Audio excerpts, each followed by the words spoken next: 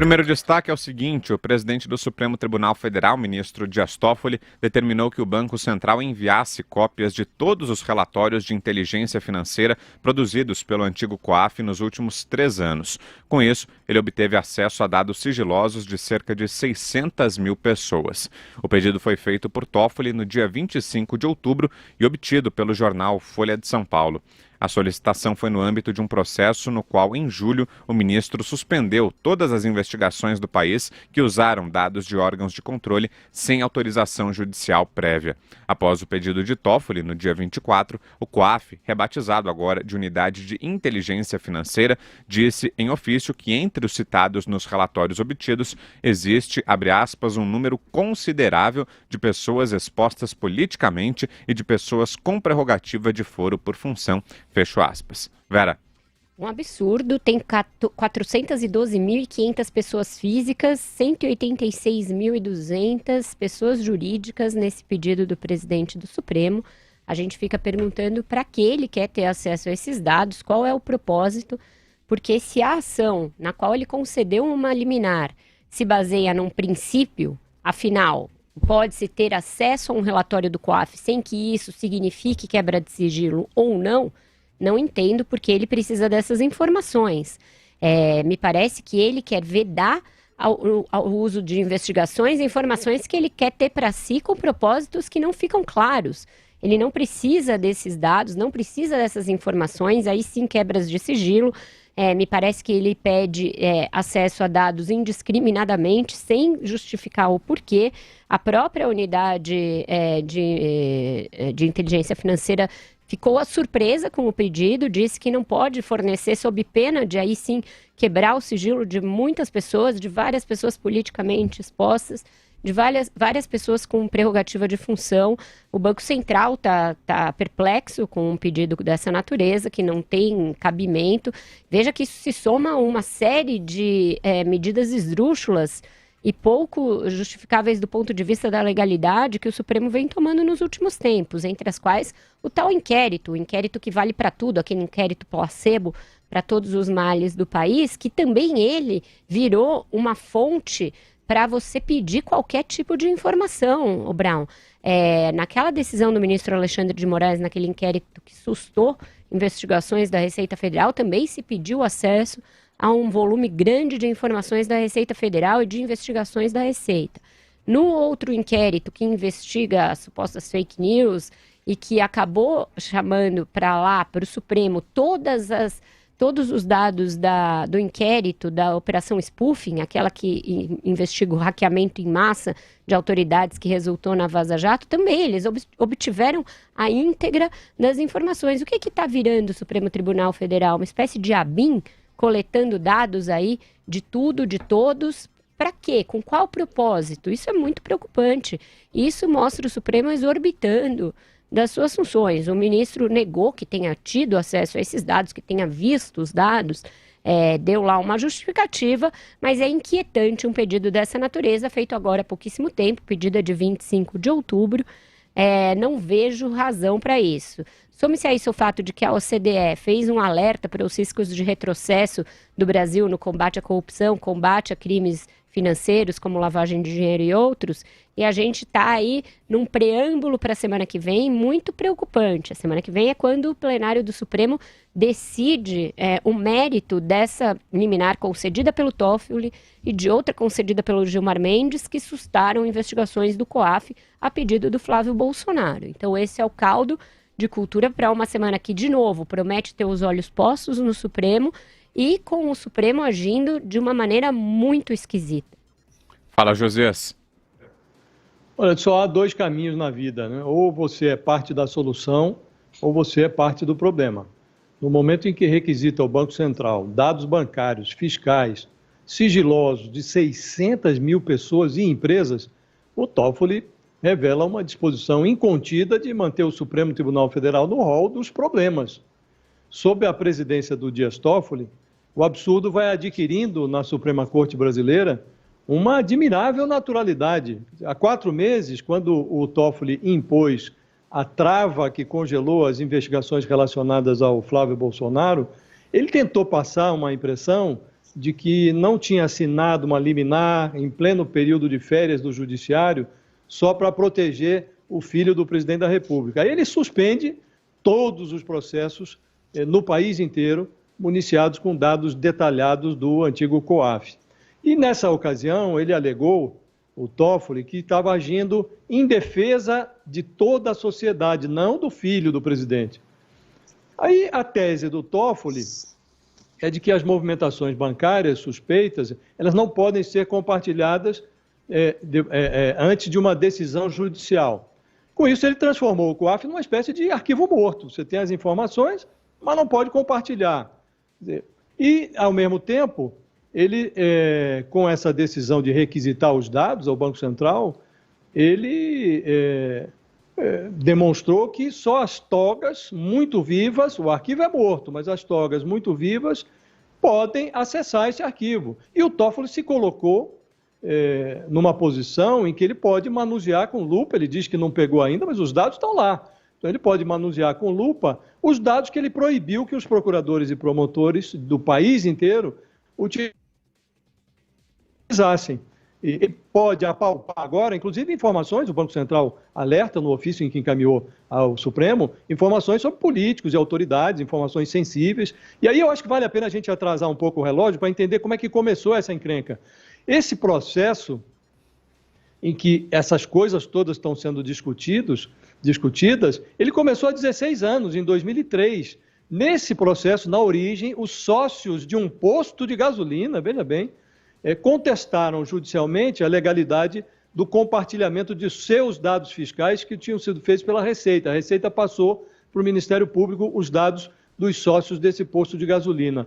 Aí o processo chegou na mesa do Toffoli, processo de 2013, chegou na mesa do Toffoli no ano passado. Em abril de 2018, ele marcou o julgamento para 21 de março de 2019. Aí, sem muita pressa, em março de 2019, ele adiou para 21 de novembro. De repente, os advogados do Flávio Bolsonaro engancharam nesse processo o pedido de trancamento das investigações contra o filho do presidente. Desde então, coisas muito estranhas estão acontecendo no Supremo Tribunal Federal. Não é que a justiça seja cega. O problema é que o Toffoli demonstra que a justiça é caolha. Ela só enxerga a metade que interessa. Enquanto o processo dizia respeito a sócios de um posto de gasolina, sócios que ninguém prestava atenção, o processo corria ali como uma lesma. Agora, quando entrou o filho do Bolsonaro na jogada, estão requisitando até dados de fantasmas no Banco Central. Quer dizer, é tudo muito indecente, para dizer o mínimo. Constantino. Tudo isso é absurdo, inquietante e muito preocupante. É uma escalada autoritária visível do imperador do Brasil no momento, que é o presidente do Supremo Tribunal Federal, Dias Toffoli, cuja missão deveria ser a de guardião da Constituição e cada vez mais parece a de legisladora, de inquisidora, de aquele que pune, inclusive, não os corruptos, né, da Lava Jato, esses estão se sentindo mais seguros hoje, mas pune justamente aqueles que ousam criticar ou ir contra o Supremo e por aí vai. Cada vez fica mais claro que você pode sair do PT, mas é difícil o PT sair de você. A gente não pode analisar isso olhando só a árvore, a gente tem que se afastar um pouquinho e tentar enxergar a floresta. E a floresta é isso, né? O Dias Toffoli é alguém que veio como advogado do PT, o chefe dele era ninguém menos do que Zé Dirceu, né? Alguém que falhou 2 vezes em tentativas de se tornar juiz e é apontado depois para ser ministro do Supremo Tribunal Federal. Numa baita cochilada de um congresso que tinha o mensalão vigente, ele se torna, então, na sabatina, esse ministro, e agora, hoje, aí, por a questão da rotatividade, é o presidente do Supremo. Ele é um ministro que não se sentiu impedido de julgar o caso do mensalão, que envolvia um monte de figuras do PT, que era o arquiteto do esquema de compra de poder, de votos no Congresso, né, para governar de forma totalmente isolada e independente do parlamento. O Dias Toffoli é o mesmo que abriu esse inquérito totalmente arbitrário e inconstitucional com base numa brechazinha muito, muito apertadinha do regimento interno do STF, que não tem nada a ver com a lei, com a Constituição e tudo mais, e que claramente fere ao escopo daquela brecha, que seria para investigações apenas na esfera, inclusive física, do próprio Supremo, e é um inquérito sem foco definido. Ele escolheu o relator em vez de ter sorteio, e por aí vai, já falamos muito disso. Então, quando você vai analisando as várias peças desse quebra-cabeça, a imagem que se mostra cada vez mais clara, né, é a imagem de um Big Brother à la Estado policialesco. Eu lembro de uma entrevista que o próprio Dias Toffoli deu, não tem tanto tempo assim, falando inclusive da questão da lei de abuso à autoridade e tudo, falando que nós temos que proteger as liberdades se não quisermos viver num Estado policialesco.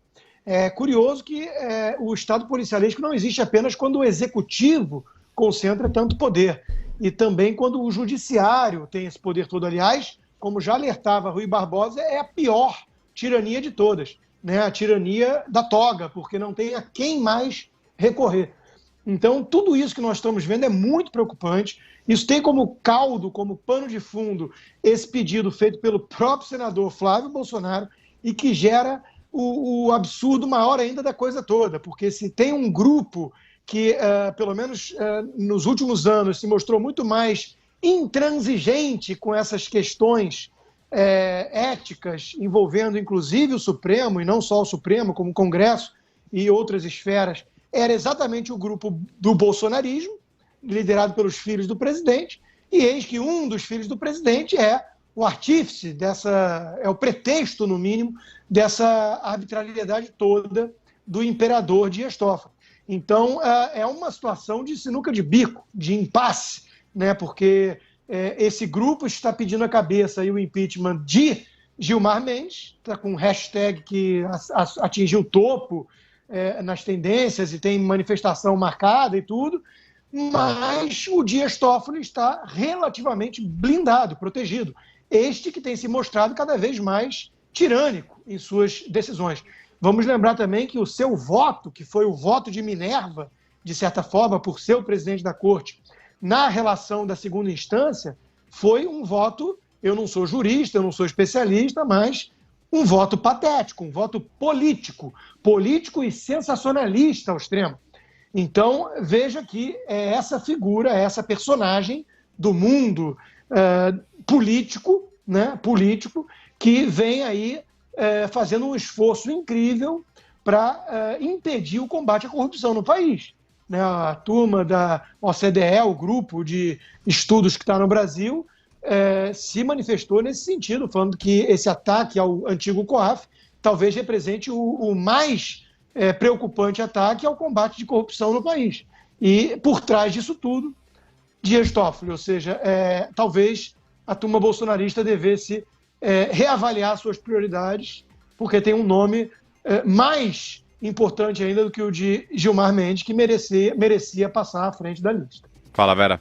A gente vai ver aí nos próximos dias como vai se movimentar essa tropa bolsonarista, porque nos últimos dias está acontecendo um movimento, no mínimo, interessante. Por parte dos aliados mais próximos do presidente, inclusive o seu entorno antes muito vocal em atacar os ministros do Supremo, há um silêncio retumbante. Felipe Martins, queruzeiro e vezeiro em atacar o Supremo, outros blogueiros a soldo que estão apagando posts em seus sites em que faziam críticas a Toffoli e aos ministros do Supremo, ao mesmo tempo em que uma militância que ainda está na página anterior das orientações, está convocando para domingo essa manifestação pedindo o impeachment do ministro Gilmar Mendes. Hoje é possível dissociar Dias Toffoli e Gilmar Mendes dentro do Supremo? Muito difícil. Os dois integram a mesma turma, têm votado juntos na segunda turma, têm votado juntos no plenário, e Gilmar Mendes é uma espécie de consultor de Dias Toffoli para assuntos ali políticos, de como se conduzir na presidência do Supremo. A liminar do Toffoli, que sustou em primeira mão as investigações do COAF, todas na esteira do pedido do Flávio Bolsonaro, foi seguida de uma outra do Gilmar Mendes, na mesma linha, reiterando a suspensão e pedindo para que se parasse todo e qualquer procedimento derivado do primeiro inquérito que era originado em um relatório do COAF. Então é isso que vai a julgamento na próxima quarta-feira. É uma obra que não é só do Toffoli, é uma obra da dupla, Toffoli e Gilmar Mendes. Pedir o impeachment do Toffoli, do Gilmar Mendes, neste fim de semana, não é algo que esteja dentro dos interesses do presidente da República, que tem feito um silêncio também, ele sepulcral, a respeito de todas as decisões do Supremo. Então, como vai se dar essa dinâmica? Quando a gente sabe que Flávio Bolsonaro, que é o filho que está sendo protegido nesse caso, não é só ele. Fabrício Queiroz, o assessor em questão, não era um assessor do Flávio Bolsonaro, é um amigo da vida toda do Jair Bolsonaro, prestador de serviços para a família Bolsonaro. E pode abrir aí, desencapar um fio muito que liga a questão de milícias, às quais ele, Fabrício Queiroz, era ligado, que trabalharam no gabinete do Flávio Bolsonaro, que foram condecoradas pelos bolsonaros, todos eles em seus mandatos. Então, Fabrício Queiroz é um fio desencapado que interessa a família toda. A guerra entre os irmãos Carlos Bolsonaro, que é o que alimenta e agita as redes sociais, e Flávio Bolsonaro, vai se mostrar neste momento, ou o pai vai dar um cala-boca geral e falar para assustar toda e qualquer manifestação? Vai ser importante ver se tem aí um grupo de bombeiros atuando para desmobilizar essa manifestação do domingo. Constantino. É interessante lembrar também que a questão do Flávio Queiroz, do Fabrício Queiroz, não envolve apenas o Flávio, e porque tem o dinheiro também, os 24 mil que foram depositados na conta da primeira-dama, e além dessa relação de longa data com a família e o próprio presidente. Agora, fosse o caso isolado do Flávio, que sempre me pareceu, inclusive, o mais moderado dos três, né? Realmente eu iria fazer um apelo para que ele fosse para o sacrifício pessoal, ainda que acabasse preso, para que não tornasse o presidente todo o bolsonarismo refém dessa situação, dessa sinuca de bico que está afetando tanto a questão ética e a imagem ética do próprio governo. Agora, além disso, temos que lembrar da escolha do PGR, né? O Augusto Aras, que foi uma escolha já muito questionável, que gerou um racha na militância, né? Vamos lembrar que tivemos alguns influenciadores digitais ali, como o Nando Moura, que nessa hora rachou de vez ali com o bolsonarismo por conta dessa escolha e tudo. O Augusto Aras não se pronunciou e diz que a PGR não recebeu nada e, portanto, não vai se pronunciar. É justamente por não ter recebido nada que tem que se pronunciar e tem que exigir explicações. Essa é a postura adequada para a PGR. Então, esse silêncio também da PGR sob o comando de Augusto Aras é inquietante, mostra que aquele alarde, aquele alerta todo feito na época da escolha desse nome totalmente fora das bolsas de apostas bolsonaristas tinha sua razão de ser. Ou seja, até aqui ele não criticou o inquérito arbitrário do Toffoli e agora mais essa, não se manifesta em relação a essa medida assustadora, policialesca. Então, para que temos esse PGR? Para cuidar dos interesses do Bolsonaro? Cada vez fica mais claro que é isso, né?